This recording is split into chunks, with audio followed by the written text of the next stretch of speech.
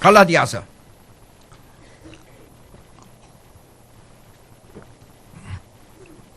2장.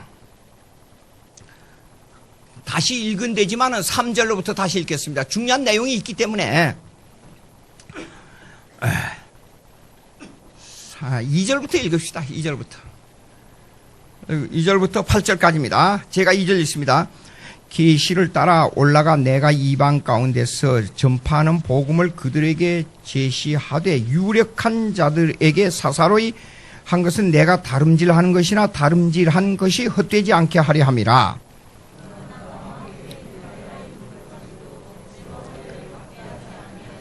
이는 가만히 들어온 거짓 형제들 때문이라. 그들이 가만히 들어온 것을 그리스도 예수 안에서 우리가 가진 자유를 엿보고 우리를 종으로 삼고자 함이로되,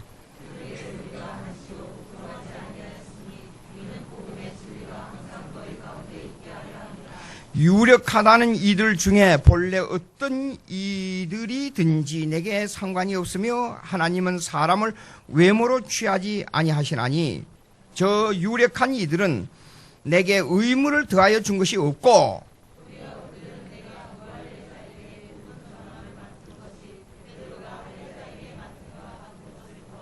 다같이 8절입니다. 베드로에게 역사하사 그를 할례자의 사도로 삼으신 이가 또한 내게 역사하사 나를 이방인의 사도로 삼으셨느니라. 8절까지 했습니다. 2절 계시 한번 볼게요. 계시. 요즘은 계시가 있습니까? 그 계시란 말을 함부로 하면 안 돼요. 계시. 여기 사도 바울은 이 계시를 두고 하는 말이 사도행전 9장을 두고 하는 말입니다. 이건 하나님이 직접 말씀하신 것입니다. 그러면 선지자나 사도들은 하나님의 계시를 받았다 이게요. 그 받으면 그 계시를 선지자나 사도들은 그 계시에 대해서 있잖아요. 계시를 받아서 기록할 수 있었어요. 그럼 그 기록이 성경이 됐어요. 예. 꿈으로 나타나서 뭐 어떻게 좀 봤다 그러면 그걸 계시라 그렇게 말하는데 위험한 말이에요. 아까 그 기도하신 분이 보니까 기도할 때 성령의 조명, 그 아주 신학적인 말입니다. 우리는 성령에 의한 비침을 받아요, 비침. 그러니까 물론 이런 게 있어요. 무슨 일이 일어나는데 제가 그 운동을 좋아해가지고 저는 이게 앉아서 공부하는 스타일이 절대 아니었습니다. 운동하고 막 쫓아다니고 그런 스타일이었어요, 성미가. 근데 예수 믿고 성미가 변했는데 그 앉아서 공부를 하면 뭐 요즘도 한 4-4시간씩 앉아있어 혼자서요. 근데 왜 그렇게 변하는지 나도 몰라요. 그러니까 그 말씀에 대한 그거 좋아서 자꾸 생각하다 보니까 그렇게 돼버려요. 꿈을 꿨어요. 운동할 때 꿈을 꿨는데 꿈에 평양봉을 하는데 평양봉 옛날에는 이렇게 걸어 다녔어요. 제가 평양봉 위에서 손으로 가지고. 평양봉 하는데 거기서 발딱 돌고 한참 넘고 아주 꿈에 멋지게 평양봉을 하고 내려오니까 사람들이 저를 보고 박수를 하더라고요. 그 뒷날 가서 평양봉 했는데 평양봉에서 제가 떨어졌어요. 바닥으로. 근데 그 죽지 않는 게 다행이었어요. 거꾸로 여기를 땅바닥에다 이렇게 떨어져 버렸어요. 근데 여기가 뭐 이 목 부분이 얼마나 아팠는지 몰라요. 그럼 괜찮아요. 그래서 군에 갔어요. 군에 갔는데 비행기 사고로 다치니까 여기가 아프고 허리도 아프고 그러더라고요. 예. 지금 생각하니까 그 하나님의 사람으로 쓰고자 하는 하나님의 계획이었어요. 예? 그 계획이 뭐냐 그러면 너 잠깐 좀 다쳐가지고 군대에서 좀 다쳐. 그것 때문에 내가 하나님에게 나에게 좀 엎드러져야 되겠다. 너무 돌아다니고 그 앉아서 공부하지 않고 성경 연구하는 것을 내가 너에게 그 습관을 좀 성경 연구하도록 좀 습관을 고쳐야 되겠다는 하나님의 뜻이 있었어요. 예. 그런데 지금 생각하면 그것이 우연히 한참 지난 다음에 그걸 우연의 일치로 생각했어요, 제가. 근데 하나님의 뜻이었어요. 근데 그때 꿈을 그렇게 보여주고 그런 일 하는 게 계십니까? 아니요. 성령의 인도는 맞아요. 성령의 인도는. 근데 그런 것을 함부로 계시라고 말하면 안 돼요. 그걸 성경에 딱 기록해야 되는데 선지자나 사도들처럼. 그런 걸 갖다 계시라 그러면 안 된단 말이에요. 오늘날 자기가 꿈에 뭐 이상한 일이 있고 근데 하나님의 음성이 내게 들려서 하나님의 계시가 나에게 와서 나 이렇게 했다. 그 얼마나 위험한 말인지 모릅니다. 여기에 사도 바울이 말한 계시는 회개할 때 예수님이 직접 말씀했잖아요. 강한 빛이 들어와서 앞을 볼 수 없어 거꾸러졌잖아요. 하늘에서 음성이 있었어요. 사도 바울이 물었잖아요. 당신은 누구옵니까? 야, 나는 내가 괴롭히는 예수다. 그러니까 이게 직접 들은 음성, 이 내용을 기록해놔서 이것이 이런 걸 보고 계시라 그런 거예요. 예? 그러니까 여호와의 말씀이 내게 임하여, 예레미야, 이사야서, 선지서들 보잖아요. 여호와의 말씀이 내게 임하여, 그래 기록했어요. 그럴 때는 계시란 말을 쓰는 거예요. 근데 오늘날 그런 것도 하지 못하고 이상한 좀 보면 계시라고 그러고, 그런 말 함부로 쓰면 안 됩니다. 성령의 비침이라 그런 게 맞아요. 비침. 그래서 inspiration, 그러면 성령의 감동이니까 영감이 돼서 계시로 된 거예요. 그러나 illumination, 그러면 성령의 비침을 통해서 모든 것이 우리가 예수 믿게 되는 것은 성령의 사역, 성령의 비침으로 인해서 갑자기 가다가 감동이 되는 것도 성령의 비침이에요. 예, 일종의 조명, 그렇게 되는 겁니다. 그러니까 여기 계시란 말을 그렇게 함부로 쓰면 안 되는데, 이때는 보십시오. 계시를 따라 올라가 내가 이방인 가운데서 전파하는 복음을 그들에게 제시하되, 하나님이 성령을 통해서 직접 말씀했다 그 말이에요. 이거는. 예, 그 유력한 자들이 있어요. 유력한 자들은 여기 예루살렘에서 온 인물들이에요. 유대주의, 이 바리새주의자들이에요. 이 사람들이요. 그럼 왜 유력한 자느냐? 그러면 여기 유력하다는 말은 헬라를 번역하게 되면요, 이렇게 존경을 받는 사람, 상위층에 있는 사람, 그런 사람들이에요. 예루살렘에 이 종교, 유대주의 종교의 집합체였어요. 여기는 바리새인들, 서기관들, 이거 높은 사람들 다 있었습니다. 종교적으로. 그래가지고 이 사람들이 로마 정부하고 짜고, 자기 같은 동족이면서도 세금을 매겨가지고 뒤로 착복하고 세금을 이중으로 매기고, 그 다음에 로마 정부하고 합작해가지고 거기에서 바리새인들을 통해서 그 권위를 얻고 자기 자리 위치를 차지하고, 잘 살고 잘 먹고 위치 차지하고 높은데 장로들의 회의를 통해서 유대주의를 어떻게 하면 결정한다. 많은 종교회의예요. 근데 정치적 집단입니다.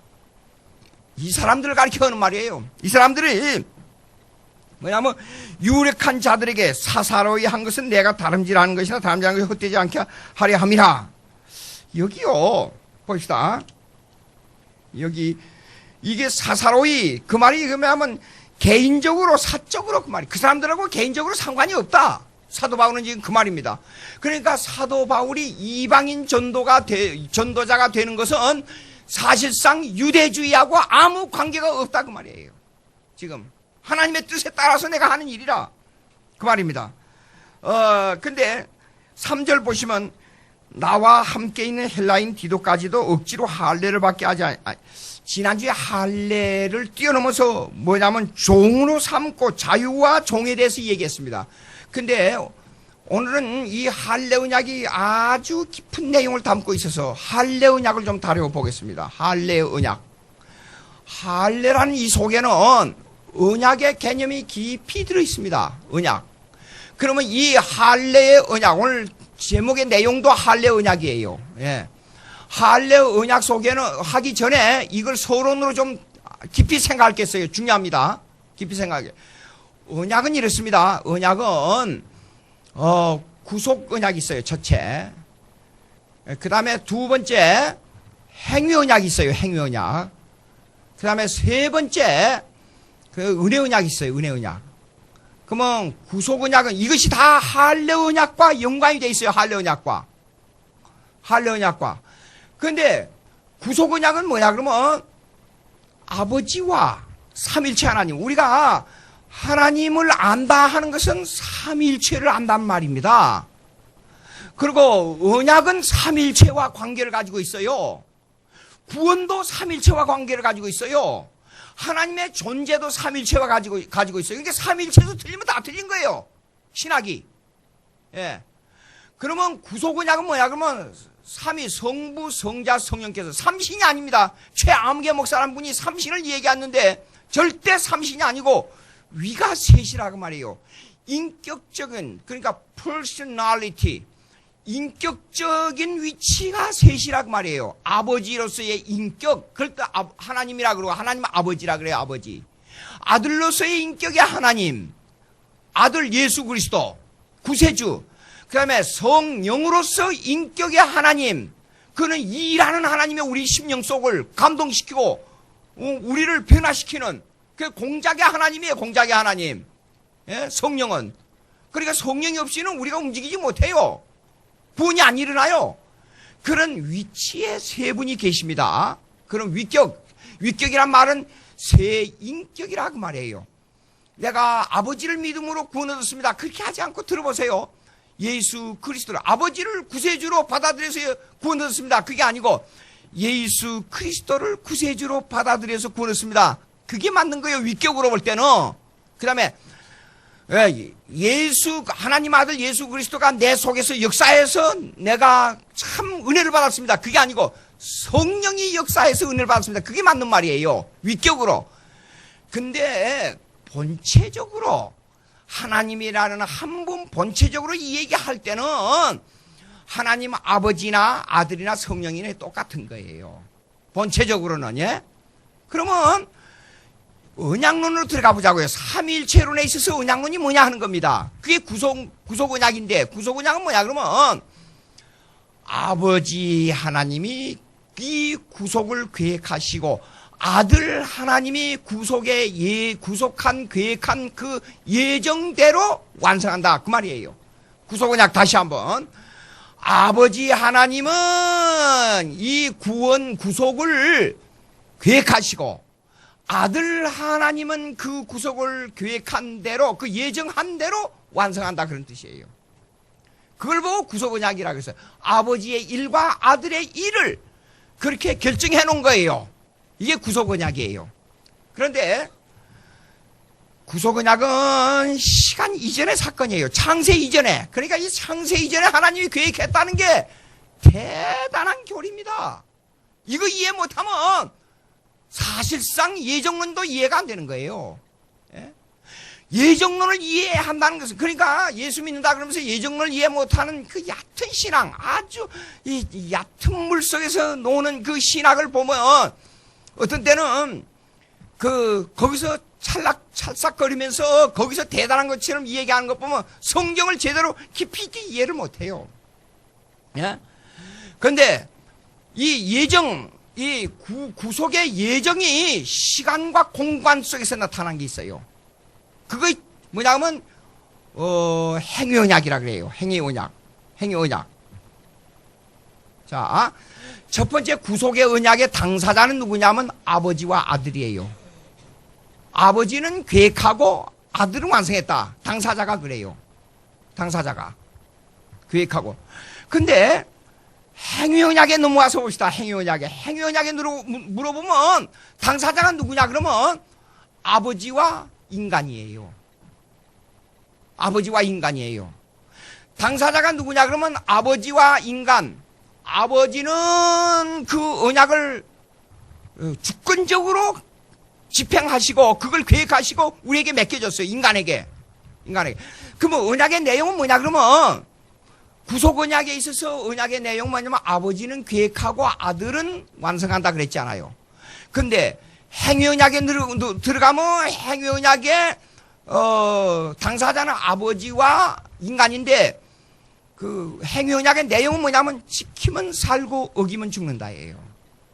행위 언약의 내용은 지키면 살고 어기면 죽는다예요. 행위 언약은. 그러면 행위 언약이 최초로 지상에서 이 땅 위에서 구체화돼서 우리에게 설명한 내용이 뭐냐? 구체화돼서 설명한 내용이 뭐냐?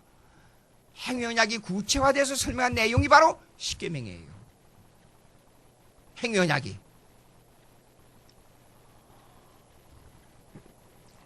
그래서 그거 행위 언약이 구체화돼서 설명한 내용이 뭐냐면 첫째 돌판이 1계명부터 4계명이고 둘째 돌판이 5계명부터 10계명이에요. 자, 그러면 아담과 행위 언약을 맺을 때 지키면 살고 어기면 죽는다 그랬지 않아요? 10계명도 똑같은 거예요. 첫째 우리 지상에게 내려온 계명이 구체화된 첫째 계명이 뭐냐면 지키면 살고 어기면 죽는다요. 십계명 지키면 살아요, 영원히. 근데 문제가 뭐냐? 아담 때 범했기 때문에 종작, 쉽게 말해서 그 아담의 범죄의 내력이 우리 속에 이미 내려와 버렸기 때문에 불가능해요. 십계명을 지킨다는 게 안 돼요. 이게 불가능해요. 이래서 문제가 생기는 거예요. 그래서 하나님은 오래전에 무슨 언약을 맺었냐면 은혜 언약을 맺었어요. 은혜 언약. 은혜 언약의 당사자는 하나님 아버지와 백성이에요.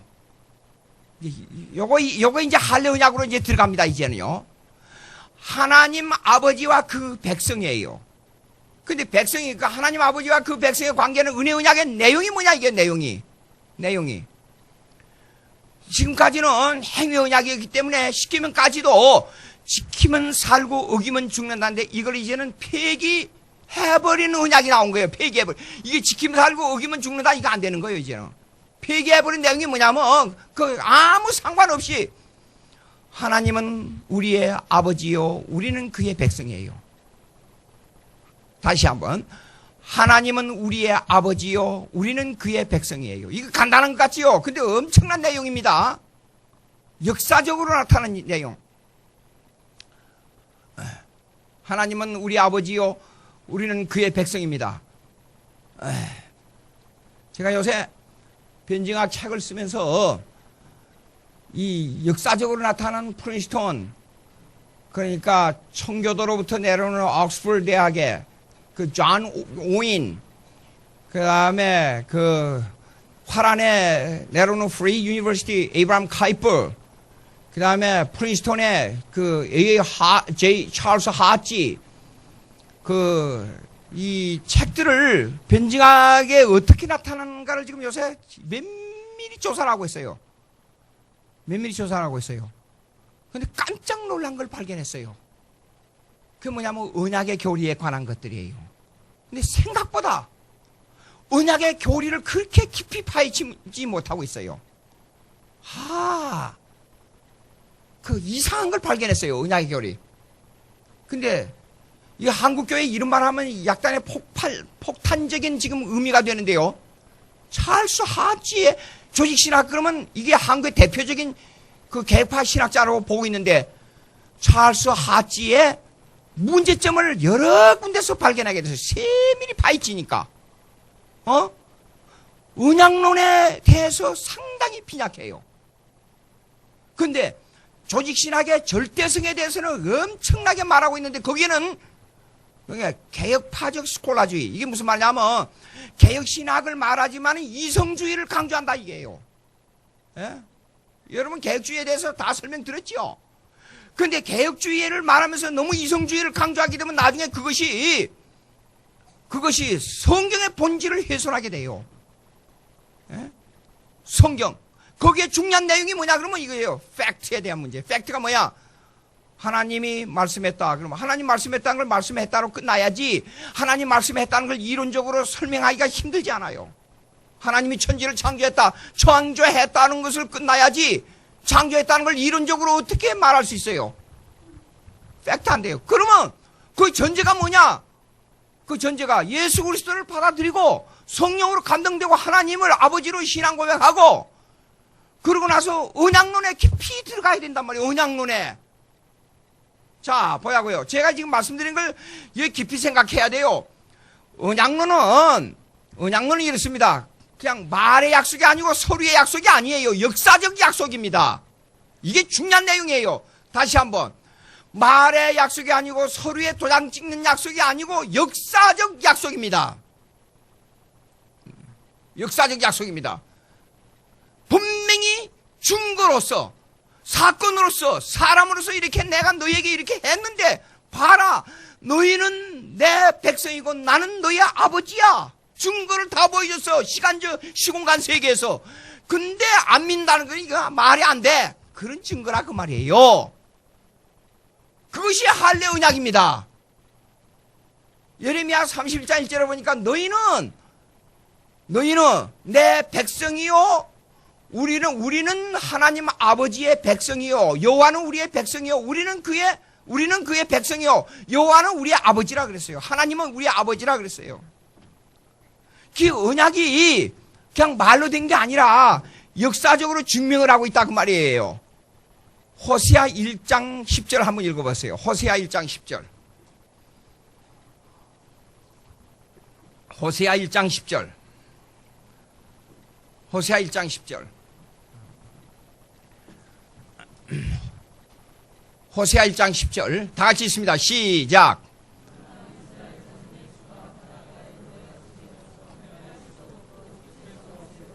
자, 잠깐요.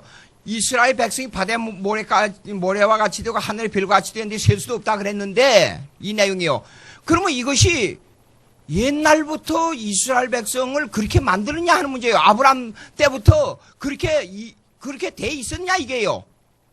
물어봅시다 한번 여러분요. 처음부터 아브라함이 하나님의 백성으로 지정돼 가지고 태어난 사람이에요? 어디에서 불렀어요?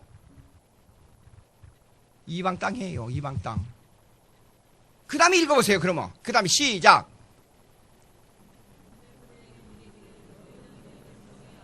너희는 내 백성이 아니라 한 그곳에서 그 다음에 읽어보세요. 살아계신 하나님의 아들이라 그랬어요. 그러니까 하나님의 백성이 된다는 것은 전혀 원래부터 태어날 때 백성으로 지정돼가지고 태어나서 그 땅이 주어지고 하늘의 별과 같이 바다의 모래같이 된 것이 아니라 그 말이에요. 자, 그러면 그것이 어디에 나타났느냐? 이 할례를, 이 언약을 구체적으로 나타내는 모양이 뭐냐? 그러면 할례예요. 구체적으로 나타내는 모양이 할례인데 창세기 17장 보자고요. 창세기 17장.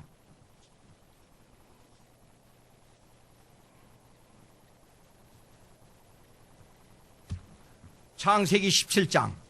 이거 조금 기니까 하나씩 설명하면서 제가 말씀을 드리겠습니다. 창세기 17장. 창세기 17장 2절부터 보겠습니다. 2절부터 보겠습니다. 제가 천천히 읽습니다. 내가 내 언약을 너와 너 사이에 두어 너를 크게 번성하게 하리라 하시니 아브람이 엎드렸더니 하나님이 또 그에게 말씀하여 가로되 보라 내 언약이 너와 함께 있으니 너는 여러 민족의 아버지가 될지라. 이제 후로는 내 이름을 아브람이라 하지 아니하고 아브라함이라 하리니 아브라함이라 하는 말은 뭐냐면 무리의 아버지란 뜻이에요. 아브라함 그러면 무리의 아버지 하리니 이는 내가 너를 여러 민족의 아버지가 되게 하려 함이라 그랬습니다. 그 다음에 내가 너로 심히 번성하게 하리니 내가 내게서 민족들이 나며 왕들이 내게로부터 나오리라. 이 얘기는 제가 말씀을 드렸습니다. 왕권에 대해서. 그 다음에 내가 내 언약을 너와 내 및 대대 후손 사이에 세워서 영원한 언약을 삼고 내 후손의 이것도 내 후손의 하나님이 되리라 그랬어요. 그러면 물어봅시다. 아브라함이 원래부터 가나안 땅에서 자랐습니까? 아니에요. 수백 리 떨어진 갈대아 우르에서 가나안 땅으로 인도해냈어요. 그러니까 아브라함이 하나님 백성이 아니었어요. 근데 가나안 땅을 주겠다 그랬어요. 그러니까 이게 사실상 좀 이상한 게요. 우리가 인간적으로 볼 때는 여러분들이 세상적으로 볼 때 만약에 서울에 종로에 아무 임자가 다 정해진 땅이고 모든 땅이 정해져 있어요. 근데 느닷없이 저 시골에 사는 사람을 부르다가 어느 날 하나님이 제게 부르시더니 종로에 2,000평의 땅을 너에게 줄 테니 그쪽으로 가라. 그 말이 되겠어요? 말이 안 되잖아요. 그런데 어느 날 이와 같은 현상이 벌어진 거예요. 수백 리 떨어진 갈대아 우르 지역에서 하나님 불러가지고 가나안 땅으로 들어가. 너는 내 백성의 내 조상의 이 많은 사람들의 조상이 될 거야. 그리고 언약은 뭐냐면 너는 만인의 아버지가 되니까 많은 백성이 너로부터 하늘의 별과 같이 땅의 모래같이 될 거야. 가나안 땅으로 들어가. 그리고 백성은 내 자손들이야. 전부 내 아들들이야. 가. 이런 인간적으로 볼 때는 황된 말이잖아요. 이런 현상이 벌어졌단 말이에요. 자, 그런데 보자고요. 8절 읽겠습니다. 다 같이 읽읍시다. 시작. 내가 너와 내 후손에게 내가 거류하는 이 땅 곧 가나안 온 땅을 주어 영원한 기업이 되게 하려고 나는 그들의 하나님이 되라. 보세요. 땅과 하나님의 백성이 되는 게 일치한단 말이에요. 세 가지 언약이 나와요.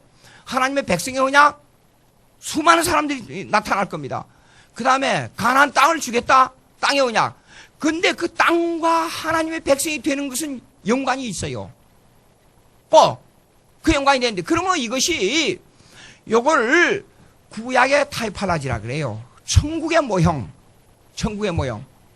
여러분들이 원래 여러분들은 하나님의 백성이 될 수 있는 자격이 없어요. 근데 아무 조건 없이 하나님의 백성이 되겠다 딱 지정해 줬어요. 그리고 천국을 주겠다. 천국을 받는 그 땅을 가나안으로 표시하는 거예요. 그게 타이팔라지예요.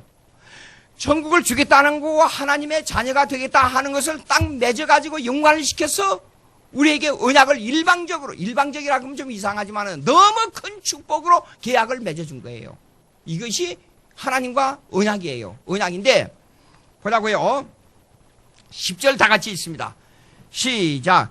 너희 중 남자는 다 할례를 받으라. 이것이 나와 너희와 너희 후손 사이에 지킬 내 언약이니라. 너희는 표피를 베어라. 다 같이. 이것이 나와 너희 사이의 언약의 표징이라. 아하, 표징 그러니까 타이팔라지예요. 모형이에요, 이거요. 그러면 하나님의 자녀가 되고 천국에 가는 것이 표로서 나타나는데 그 표가 뭐냐면 할례예요, 할례. 이게 뭐냐, 이게 할례. 왜 이걸 받아야 되냐 하는 문제가 나와요. 이 표징이. 근데 9절 읽어봅시다. 9절이 이게 전제가 나온단 말이에요. 시작. 하나님이 또 아브라함에게 이르시되 그런즉 너는 내 언약을 지키고 내 후손도 대대로 지키라. 자, 이것만 가지고는 아까 제가 뭐라고 그랬냐면 팩트에 대한, 사건에 대한, 시공간에 대한 역사적 증거를 말할 수가 없어요. 단지 가나안 땅으로 인도했다. 그 증거밖에 없어요. 그러면 이 증거를 후손에게 나타나는 증거가 뭐냐, 이게 역사적 증거가. 예? 구체적으로. 자, 봅시다. 13절. 13절 다 같이 있습니다. 시작.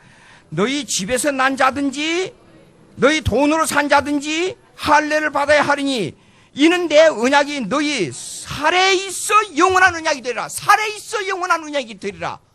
그러면 그 할례를 받은 사람은 아브라함으로부터 나온 그 아브라함의 그 식구들만 할례를 받아야 됩니까? 여기는 뭐라고 돼 있어요? 이거 뭐라고? 노예도 받으라 이게요. 종으로 사온 사람도 받으라 이게요. 남자는 돈으로 산 사람이고 노예든지 누군지 다 받으라. 그럼 이방 사람이 들어와야 안 들어와요?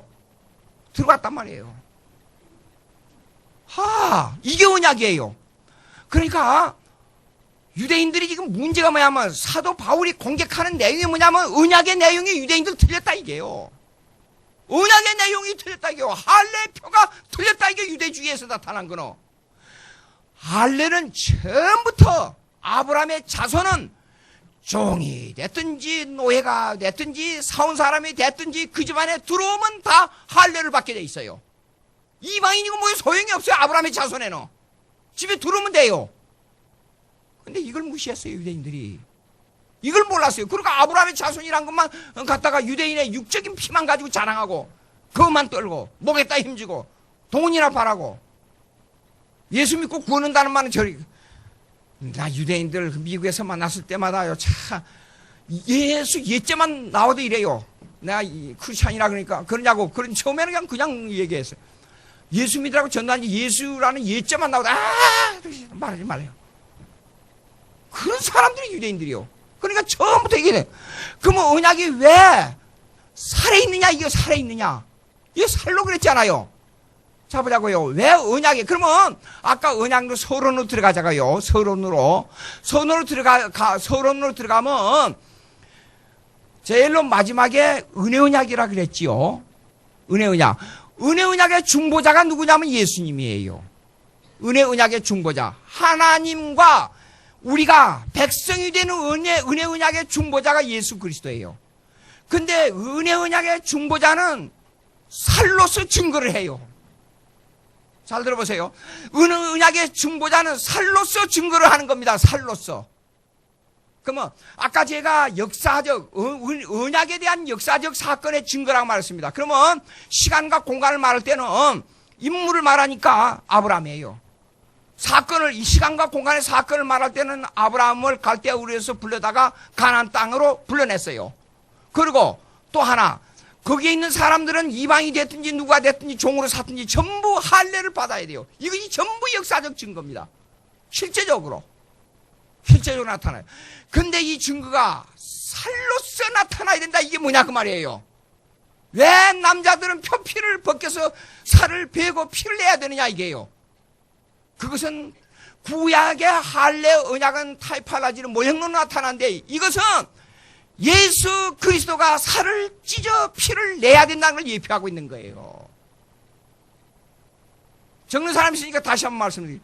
왜 살로서 증거를 내냐? 살을 찢어서 피를 내야 예수님의 십자가에서 살을 찢고 피를 흘려야 이것이 우리의 은혜 언약의 중보자로 나타나야 된다는 예표라고 말이에요. 타이팔라지. 이게 언약의 표징이라고 말이에요. 여러분, 은혜 언약을 믿는 정점이 뭐냐? 그것이 바로 예수 그리스도의 살과 피예요. 살을 찢어 피를 내야 돼요. 그것이, 그러니까 여기 보세요. 여기 창세기에 뭐냐 그러면 다 언약이 되려니와 8일 만에 할례를 받을 것이라. 돈으로 산 자나 남자는 집에서 난다든지 돈으로 사는 종인지 다 살을 찢고 피를 내서 할례를 받. 이게 뭐예요? 언약의 표징이라 그랬어요. 우리 중보자로서의 은혜 언약의 표징이 누구냐? 예수 그리스도의 살을 찢는 거예요. 피를 내는 거예요. 예? 그러면 그것을 믿는 자는 뭐야? 그것이 바로 하늘나라의 모형론인 가나안 땅으로 가는 같이 우리가 천국에 가게 되고 우리는 하나님의 백성으로서 하나님의 자녀가 되는 거예요. 이것이요. 그러면 또 하나가 있습니다. 그 다음에 은혜 언약의 방편이 있어요. 은혜 언약의 방편. The means of covenant라 그래요. The means of covenant. 은혜 언약의 방편이 뭐냐면 십계명이에요. 은혜 언약의 방편이 십계명이에요. 그걸 갖다가 첫 언약이라 그래요. 첫 언약. 둘째 언약이 뭐냐 그러면 예수님이에요. 예? 첫 언약, 언약의 방편이 십계명인데 보자고요. 십계명을 지킬 수가 없단 말이에요. 그렇지 않아요. 근데 누가 대신 지켜줬냐? 예수님이 지켜준 거예요. 그러니까 우리가 십계명을 보면 나는 안 돼. 나는 십계명을 지킬 수가 없어. 행위 언약은 불가능해. 행위 언약은 안 돼. 결국은 은혜 언약으로 돌아갈 수가 없어요. 돌아갈 수밖에 없어요. 은혜 언약으로. 이 할례 언약 속에 엄청난 내용이 들어있습니다. 왜? 언약의 이 얘기를 쫙 세 가지 얘기 아주 적나라하게 하나님께서 아브라함에게 말씀하고 마지막에 표징으로 할례를 받아야 된다. 이게 왜 말씀했느냐? 이 속에 예수 그리스도의 표징이 다 들어있단 말이에요. 은혜 언약의 표징이 다 들어있어요. 중요합니다. 그러니까 여러분들이 신앙 고백, 그 세례는 뭐냐면 신앙 고백이 그 기초예요. 신앙 고백. 주는 그리스도시요 살아계신 하나님의 아들입니다. 예수가 누구냐? 이건 신앙 고백의 초점이에요. 예수. 우리 편에서는 맨 처음에 예수 그리스도를 받아들여요. 하나님을 아버지로 먹고 하나님이 천지를 창조해 하시고 하나님이 세계를 다스리시고 그걸 안다고 해서 천국 가는 구원의 문이 열리는 게 아니에요. 삼일체론을 바로 알아야 됩니다. 삼일체론 맨 처음에 성령에 의해서 예수 그리스도가 누구냐? 예수 그리스도는 어떤 분이냐? 예수 그리스도는 내 신앙의 대상으로서 누구냐? 어떤 구세주냐? 이걸로 알아야 하나님을 아는 거예요. 하나님 아버지를 아는 길이 되는 거예요. 왜냐? 예수 그리스도가 언약의 중보자이니까. 중보자로서. 중보자를 알아야 그 중보의 마지막 정점인 하나님 아버지를 아는 거예요. 예? 하나님 아버지를. 그러니까 이 언약 속에는 예수 그리스도의 피와 살이 들어있는 거예요. 그래서 살을 베가지고 피를 내라 이게요. 그게 할례예요, 그게. 예? 자, 보자고요. 그런데 14절 봅시다. 창세기 17장 14절. 여기에 중요한 게 있어요. 또 다 같이 있습니다. 시작. 할례를 받지 아니하는 자 곧 그 표표를 베지 아니하는 자는 백성 중에서 끊어지리니 그가 내 언약을 배반하였습니다 그랬어요. 여러분 이렇습니다. 할례 언약 속에는 뭐냐 그러면 여러분 예수 그리스도의 몸이 상하고 피를 흘리는 걸 모르면 그것이 무엇인가를 모르면 하나님의 언약의 백성 중에서 끊어지는 거예요. 그겁니다. 그러니까 지금 사도 바울이 유대주의를 아주 강하게 아주 멸시할 정도로 지금 공격하고 있는 내용이 왜 그러냐? 이 문제 때문에 그런 거예요. 할례 언약 때문에 그런 거예요. 유대인들은 아브라함을 자랑했지 모세를 자랑했지 할례 언약을 모른단 말입니다. 할례 언약을. 예? 여러분 간단히 묻겠습니다. 예수 그리스도를 구세주로 믿습니까? 이게 할례 언약의 정점이에요. 예? 그 방편이 뭐냐? 그 방편이 율법이에요, 율법. 그래서 첫째 언약이라 그래, 그걸 첫째 언약. 근데 첫째 언약에서 실패했잖아, 인간이. 그러면 아담이 행위 언약에서 실패했을 때에 지키면 살고 어기면 죽는다 그 내용 가지고는 구체적으로 나타나는 율법의 내용을 몰랐어요. 근데 모세 와서 지키면 살고 어기면 죽는다는 구체적인 내용이 십계명을 통해서 나타났단 말이에요. 그러면 이걸 누가 지켜줬냐? 대신 예수님이 지켜줬어요. 이걸 능동적 순종이라 그래요. 능동적 순종. 액티브 아비디언스. 근데 죄가 없는 사람이 십자가에 우리를 대신해 죽어야 죄값을 마지막 치러준 거예요. 자, 하나님 앞에서 내가 율법을 지켰기 때문에 예수님이 대신 율법을 지켜주었기 때문에 내가 율법으로는 이전에 해방됐어요. 율법으로는. 하나님 앞에서. 근데 하나 남은 게 있어요. 죄값이 남아있어요. 법을 어기면 죄를 갚아야 되잖아요. 벌을 당해야 되잖아요. 벌금을 내든지 내가 사형에 해당되면 사형을 받든지 그래야 돼요. 근데 이걸 누가 갚아줄 사람이 있어야 돼요. 그래서 예수님이 율법을 하나님과 나와의 관계 율법은 해결됐지만 죄값을 갚아줄 사람이 없었는데 죄 없는 예수님이 율법을 지켰던 예수님이 대신 죄값을 갚아준 거예요. 그걸 갖다가 패시브 아비디언스 수동적 순종이라 그래요. 수동적 순종.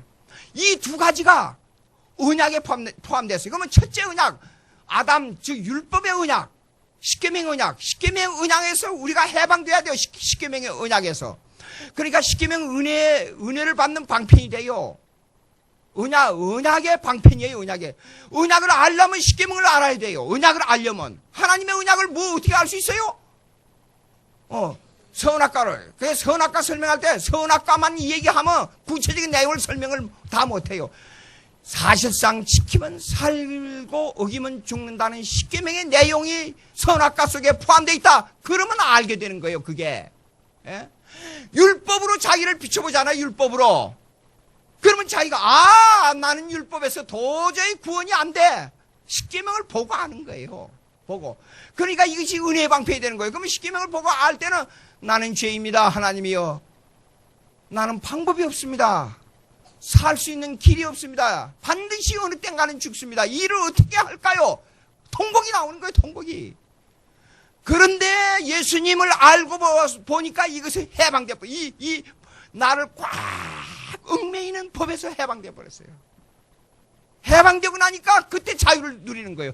그래서 여기 지난번에 설명한 거 종으로부터 자유를 얻어야 돼. 종으로. 율법의 얽매. 그러니까 할례를 억지로 갖다가 매이게 하면 안 돼요.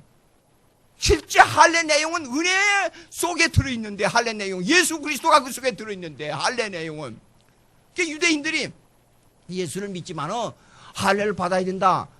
그거는 말이 안 되는 거예요. 그러니까 성경 전체를 보고 사도 바울이 지금 이걸 공격하는 거예요. 예수를 믿으면서 다시 종으로 돌아가려고 하느냐? 자유를 얻지 못하고. 그러면 율법은 왜 은혜를 주느냐? 나중에 설명하겠어요. 이제 이건 나중에 그 대한 율법이 왜 은혜 방편이 되는가, 할례 언약의 방편이 되는가 하는 건 나중에 3장, 4장 나오게 되면 아주 깊이 나와요. 언약에 대해서 더 깊이 나와요. 아브라함의 언약의 내용과 무슨 내용이 또 나와요. 그때 설명하기로 하고 오늘 여기 본문에 해당된 것만 설명하면 이렇습니다. 왜 율법이 은혜 방편이 되는가? 예? 율법이 은혜 방편이 되는 이유는 죄를 깨닫게 하기 때문에 그래요. 율법이 죄를 깨닫게 하고, 그러므로 율법이 죄를 깨달아서 자유를 얻게 해야지, 할례를 다시 받아라고 해서 사람을 얽매면 안 된다는 거예요. 얽매면 안 돼요. 율법을 통해서 내 죄를 깨닫고 하나님에게, 그러니까 3장에 가면 율법은 우리를 그리스도에게로 인도하는 몽학성생이라고 해서 투러. 근데 이 새 번역에는 잘못된 게 있어요. 잘못된 게. 그런데 어쨌든 율법은 우리를 그리스도에게로 인도하는 개인적 교사가 돼요. 개인적 교사가요. 그래서 이것이 할례 언약의 방편이라고 말이에요. 이 행위 언약, 그 율법이요. 자, 그러면 이제 조금 들어가 봅시다. 이제 그 정도로 설명하면 이제 본문을 한번 더 보세요.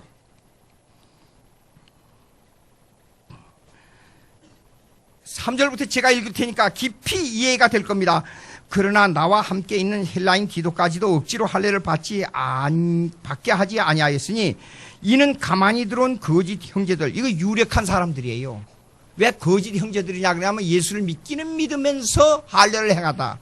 오늘날 우리 한국에서 예수를 믿으면서 불교 예식을 행하는 사람들, 심지어는 어떤 사람 예수 믿으면서 점치러 가는 사람들이, 집사님들이 계신다 그 얘기를 듣고 내가 뒤로 나다빠져서 한참 한 10분쯤 못 깨어날 정도까지 정신 충격을 받 때문이라. 그들이 가만히 들어온 것은 그리스도 예수 안에서 우리가 가진 자유, 예수 그리스도 안에서 가진 자유가 뭡니까? 믿고 은혜의 약속으로 완전히 들어온 사람을 말하는 거예요. 그런데 율법의 종으로 만들면 안 된단 말이에요. 우리를 종으로 삼고자 하미로다. 이 종이라는 개념은 다시 한번 말씀드리겠습니다.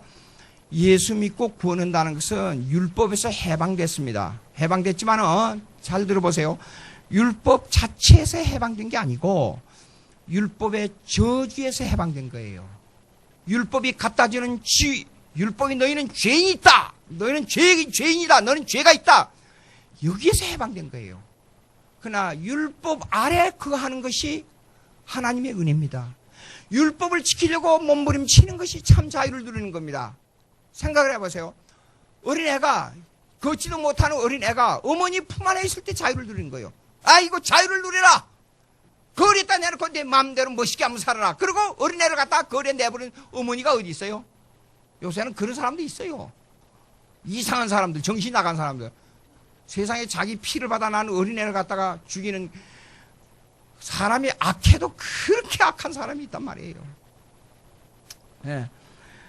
그리고 그러면 어머니 품 안에, 못 나가게 하는 어머니 품 안에 있어야 자유를 누리는 거예요. 여러분 이렇습니다. 하나님을, 진정한 하나님을 알면은 하나님의 매를 때리는 것을 즐거워하고 그걸 깊이 감사할 줄 알아야 돼요. 내가 고난당할 때 하나님이 없습니다. 하나님은 나에게 왜 이렇게 하십니까? 원망하는 것은 깊은 신앙이 아니에요. 하나님은 사랑하는 자에게 매를 때립니다. 다시 한번 얘기하죠. 하나님은 너무나 우리를 사랑하기 때문에 1%도 오차가 없어요. 오류가 없어요. 나는 너를 90점 이상을 만들어야 되겠어. 신앙인으로. 1% 89점밖에 안 돼요. 89점밖에 안 될 때는 1%로 올리기 위해서 내 다리를 잘라갈 수도 있고 내 눈을 멀게 할 수도 있고, 하나님이 너무 사랑하기 때문에, 세상을 사랑하는 것보다도 내가 너를 너무 사랑하기 때문에 나는 너를 매를 수없이 때리고서라도 내 사랑을 너에게서 놓치지 않겠다. 그것이 하나님의 은혜 언약 안에 있는 하나님의 사랑이에요. 사랑. 그러니까 율법 밑에 순종하는 자유를 누릴 수 있어야 돼요. 왜 율법을 가져와서 종으로 삼으려고 하느냐 이게요 지금. 자, 그 다음에 5절의 결론인데 거기 보세요. 그렇게 함으로 그들에게 우리가 한시도 복종하지 아니하였으니, 유대주의에 유력한 사람들에게 복종할 필요 없습니다. 이는 복음의 진리가 항상 너희 가운데 있게 하려 합니다. 하나 여기에 관계된 말씀을 한 찾아보겠어요. 저기 요한복음 유대인과의 논쟁입니다. 46절 5장 46절 자 보세요. 여기 5장 45절부터 읽겠습니다. 요거 고래야 이해가 돼요. 요한복음 5장 45절 내가 하는 것은 예수님이에요. 내가 너희를 이건 유대주의자들입니다. 아버지께 하나님에게 하나님 아버지께 고발할까 생각하지 말라. 너희를 고발하는 이가 있으니 곧 너희가 바라는 모세니라. 왜 모세라 그랬어요? 구약에 율법의 대표자는 모세고 선지자의 대표자는 엘리야예요. 그러면 선지자라는 의미는 뭐냐? 그러면 하나님의 말씀을 받아서 그대로 전한다는 의미예요. 그러면 율법의 대표자라 하는 것은 행위 언약에 대한 내용을 은혜 언약의 방편으로 우리에게 주었다는 말입니다. 근데 유대인들은 율법을 가지고 은혜 언약의 방편은 전혀 생각하지 않는 거예요. 그러니까 법에 어긋나냐 틀리냐 고발할 것만 생각하는 거예요. 근데 그러면 모세는 율법의 대표자니까 유대주의에서 볼 때는 자기들의 민족주의의 율법의 개념으로 볼 때는 거기서 어긋나면 전부 고발의 대상이에요. 예수님도 고발의 대상이었잖아요. 예? 예수님 와서 이 얘기하는 거 모세가 준 율법하고 이 비교를 해보니까 맞질 않는 거예요. 유대주의에서는 전혀 틀린 거예요. 그러니까 자 언데도 파일렛 그래서 요즘 그 재밌는 게 있는데 어느 분이 왔어요. 제하고 옛날에 오래전에 한 50년 전에 같이 신앙생활 했던 분이 막 고민을 하다가 여기 자꾸 사도신경 이런 문제를 해가지고 와서 찾아와서 제 연구실에 찾아와가지고 한참 동안 밤늦게까지 식사하면서 또 이 얘기를 했어요. 같이 여기 가서 식사하자 그러면서 예, 사도신경에 대한 라틴어로 된 것을 전부 번역해서 해줬어요. 했더니 깜짝 놀라는 거예요. 아 이런 내용이 있었구만요. 그렇게 좋아요. 또 그 다음에 그분이 킹제임스 버전을 그렇게 좋아하는데 그 내용에 대한 이 얘기를 전부 이 얘기해주고 하여간 이 얘기가 많아요. 지금도 계속 카톡으로 지금 오가고 있습니다. 오늘 어저께 한 2, 3일 전에는 깜빡 잊어버리지. 뭐냐 그러면 하이델버그 신앙 고백하고 스위스 신앙 고백하고 비교 이 얘기 또 물어봤어요. 그래서 또 설명이 쫙 해줬어요. 그분이 난 옛날에 그분이 사업만 하는 줄 알았더니 그렇게 신앙에 요새 깊이 들어간 줄 깜짝. 하나님은 성령의 역사는 모르겠어요. 네. 근데 그 중에 제가 하나 catch한 게 있었어요. 그게 뭐냐 그러면 보자고요. 많은 사람들이 교회 안에서 복음과 율법의 관계를 오해하고 있어요. catch한 게. 여러분 이렇습니다. 율법과 복음은 동질성을 가지고 있어요. 복음과 율법은 전혀 반대되는, 여기 이거 한번 보자고요. 복음은 이렇습니다. 믿음의 법칙이고, 율법은 행위언약의 법칙인데, 믿음의 법칙이 행위언약의 법칙하고 통한단 말이에요. 예? 복음은 사랑이고, 은혜고, 율법은 정죄고, 고발한다 그랬죠. 고발이고, 그걸로 끝나는 게 아니라, 고소를 할 때는 그 배후에 성경에는 뭘 가져가냐면 고소의 배후에는 은혜가 포함되어 있어요. 자, 이게 180도 반대입니다. 그렇지 않아요? 이건 율법과 복음이에요. 정반대로 보니까. 근데 이것이 같이 접을 때는 끝과 끝이 통하는 거예요. 율법과 복음은 정반대 현상으로 나타날 때는 정반대 현상으로 나타나지만은 이것을 본질을 파헤쳐 놓고 보면 동질성을 가지고 있는 거예요. 근데 이걸 몰랐어요, 이걸. 유대인들이. 근데 모세를 율법으로 가지고 고발하면 되는 줄 알았지만 그 고발이 틀렸다, 이게예요, 틀렸다고. 여기 보세요. 고발할까 생각지 말라. 너희를 고발하는 이가 곧 있으니 너희 바라 모세. 46절 다 같이 있습니다. 시작. 모세를 믿었더면 또 나를 믿었으니 이는 그가 내게 대하여 기록하시니. 여러분, 율법의 대표가 모세지요. 모세를 보면 율법만 알 수가 있다. 아니에요. 그 속에 예수 그리스도가 들어있단 말이에요. 모세가 예수 그리스도를 말했어요. 왜 율법을 주면서 예수 그리스도를 말하냐? 예수 그리스도 예언이 수없이 나타나요. 왜 그러냐? 율법, 아까 얘기했잖아요. 은혜의 방편으로서의 율법이 나타난다 그랬잖아요. 은혜 방편. 율법을 보면 예수 그리스도를 알 수가 있다니까요. 율법 속에 예수 그리스도가 들어있다니까요. 지키면 살고 어기면 죽는다. 그걸로 끝나는 게 아니라 지키면 살고 어기면 죽는다 속에 은혜 언약이 포함되어 있다 그 말이에요. 포함되어 있어요. 자, 그러면 이제 갈라디아서 다시 넘어갑시다. 갈라디아서 4절, 2장 4절. 이는 가만히 들어온 거지 형제들 때문이라. 그들이 가만히 들어온 것은 그리스도 예수 안에서 우리가 가진 자유를 보고 우리를 종으로 삼고자 함이로다. 설명했습니다. 지난주에. 5절. 그들에게 우리가 한시도 복종하지 아니하였으니 이는 복음의 진리가 항상 너희 가운데 있게 하렵니다. 왜 이것이 종결적인 의미를 가지고 있느냐? 유대주의를 떠나서 은혜 언약 속에 할례 언약을 알면 구원의 확신을 가지고 복음 안에서 이 튼튼한 콘크리트보다도 더 튼튼한 확증 있는 신앙생활을 할 수 있다 그 말이에요. 그러기 위해서 유대주의에서 해방되라. 사도 바울이 예수님을 증거해 준 거예요. 이 내용이에요. 자, 6절. 유력하다는 이들 중에 본래 어떤 이들이든지 내게 상관이 없으며 하나님은 사람을 외모로 취하지 아니하시니 저 유력한 이들은 내게 의무를 다해 준 것이 없느니라. 이 의무는 번역이 잘못됐어요. 근데 요새 이게 개정 새 번역이 잘못된 게 너무 많아요. 매로 어떤 일을 맡겨준 게 없다 그 말이에요. 유대인들로 하여금 나에게 복음의 일을 할 수 있도록 제공해 주거나 복음의 원인을 말해 주거나 한 것이 아무것도 없다 그 말이에요. 근데 이게 의무라고 나왔으니 이 헬라어를 번역하면 매로 어떤 일이란 뜻이에요. 헬라어는 뭐냐면 디아페리라 그래요. 가만히 잠깐요. 디아페리라고 나와 있어요. 디아페리라는 것은 어떤 일이란 뜻이에요. 어떤 사건, 어떤 내용. 근데 의무라 그래 버리면 이거 전혀 이 말이 맞지 않는 거예요. 자, 시간이 돼서 결론 짓겠습니다. 성경을 일편적으로 단편적으로 보면 안 됩니다. 근데 우리 한국에서 이스라엘 백성이 어떻게 되면 어떻게 종말이오고 유대주의가 어떻게 되면 어떻게 된다 관계 없습니다. 예수 믿는 사람이 아브라함이 족속이에요. 우리가 모세 후예입니다. 처음부터 이방인에게도 다 할례를 주라 그랬잖아요.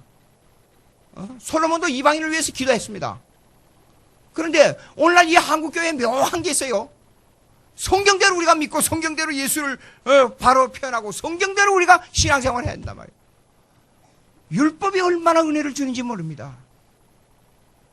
모세 율법이 우리에게 갖다 준 내용이 얼마나, 여러분 경건하게 살면서 작은 경건을 이룰 때 그 기쁨은 이루 말할 수가 없습니다. 하나님의 율법을 가지고 내 가슴속에 비춰보세요. 과거에 잘못된 하루에 12번도 더 죄 짓는 것만 생각납니다. 그런데도 왜 기쁨이 오느냐? 왜 확신이 오느냐? 이 율법에 대신해서 나는 완전히 율법으로부터 잘못된 것이 이제는 말살되어 버렸다. 100% 말살되어 버렸다. 그것이 뭐예요? 할례 언약 속에 들어있어요. 할례 왜 살을 베고 피를 내야 하느냐? 예수님의 살을 찢고 피를 내야만이 된다는 예표예요, 이게. 깊이 생각하고 예수님 바로 섬기고 믿는 신앙생활을 해야 됩니다. 예, 기도하십시다. 하나님 아버지 감사합니다. 저희들에게 할례 언약을 주신 것 감사합니다. 아브라함의 언약, 모세의 언약, 아담의 언약, 구약의 성전의 언약이 일치성을 가지고 우리에게 가르쳐 줬는데 사도 바울이 예수 그리스도를 발견하고 보니 이 모든 것이 헛되고 과거에 행했던 모든 것을 배설물로 여기고 하나님 앞에 결단하고 모든 것 인간적 관계를 취하지 않고 주님을 위해서 일하시는 그 내용, 그 본을 받아서 우리도 똑같은 신앙생활을 할 수 있도록 저희들에게 은혜를 주시옵시고 하늘나라의 성령의 강권적인 역사로 저희들 감동 순간순간마다 역사하게 도와주시옵소서. 예수님의 이름으로 기도합니다. 아멘.